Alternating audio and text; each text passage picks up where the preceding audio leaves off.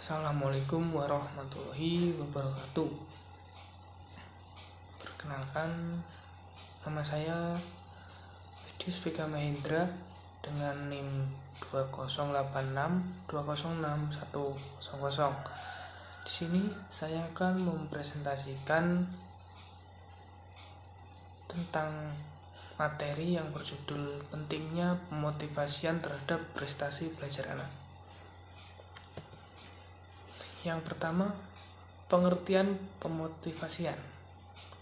Motivasi secara umum diartikan sebagai pendorong dalam artian usaha yang dilakukan secara sadar sehingga dapat mempengaruhi tingkah laku seseorang dengan tujuan mencapai sesuatu yang diinginkan.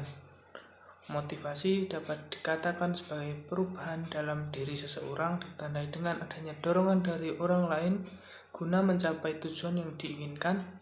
Contohnya, apabila peserta didik memiliki keinginan untuk berprestasi, maka dia akan terdorong dalam mencapai hasil belajar sesuai dengan keinginannya. Berikut jenis-jenis motivasi. Yang pertama, motivasi intrinsik adalah motivasi yang timbul dari diri seseorang tanpa adanya rangsangan dari orang lain, sehingga dapat dikatakan bahwa motivasi intrinsik jauh lebih efektif karena tidak ada sangkut pautnya dengan orang lain. Contohnya, siswa yang memiliki kesenangan dalam membaca maka tidak diperlukannya dorongan dari orang lain. Yang kedua, motivasi ekstrinsik adalah motivasi yang timbul akibat dari rangsangan luar. Misalnya, seseorang melakukan sesuatu karena adanya pengaruh dari luar, seperti halnya hadiah dan hukuman. Contohnya, siswa belajar apabila besok dia akan mengikuti ulangan dengan harapan memperoleh nilai baik dan mendapatkan hadiah. Yang berikutnya, tujuan atau pentingnya motivasi. Adapun tujuan dari motivasi sendiri yaitu mendorong manusia dalam bertindak, menentukan perbuatan dan menyeleksi perbuatan. Selain itu, motivasi dapat mendorong usaha bahkan pencapaian prestasi seseorang.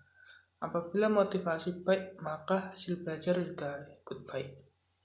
Dengan motivasi seseorang akan tergugah sehingga timbul keinginan untuk melakukan sesuatu sesuai tujuan tertentu. Dalam belajar, seseorang akan memerlukan motivasi baik itu dari diri sendiri atau berasal dari luar. Motivasi belajar dan motivasi bekerja adalah hal penting yang merupakan penggerak bagi seseorang.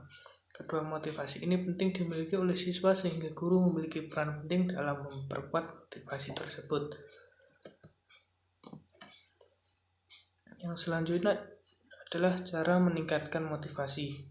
Dalam belajar tentunya terhadap beberapa unsur yang mempengaruhi, diantaranya keinginan, cita-cita, kondisi siswa, lingkungan, dan upaya yang dilakukan guru. Sebenarnya dalam pembelajaran baik itu motivasi intrinsik dan ekstrinsik, semuanya sama-sama memiliki peran yang penting. Dengan adanya motivasi tersebut, maka siswa dapat inisiatif dan mengembangkan aktivitas dalam belajar. Selanjutnya, reward atau ganjaran sebagai motivasi belajar. Jenis reward yang sering diberikan oleh guru dan orang tua yaitu berupa pujian dan hadiah.